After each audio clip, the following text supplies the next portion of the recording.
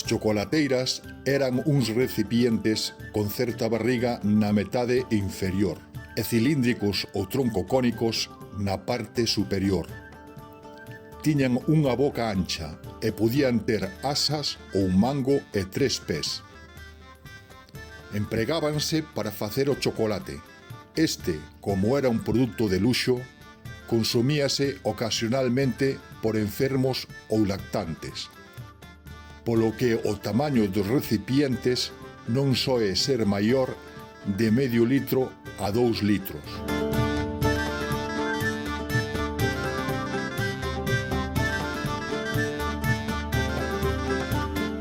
En Samos non temos constancia de que se produciran chocolateiras.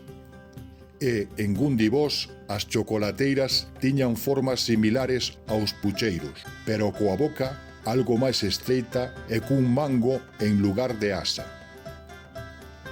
En Bonxe tamén se facían as chocolateiras do mel, cunha asa e sen pés, que se empregan para poñer o mel na mesa e tamén para levalo á feira a vender.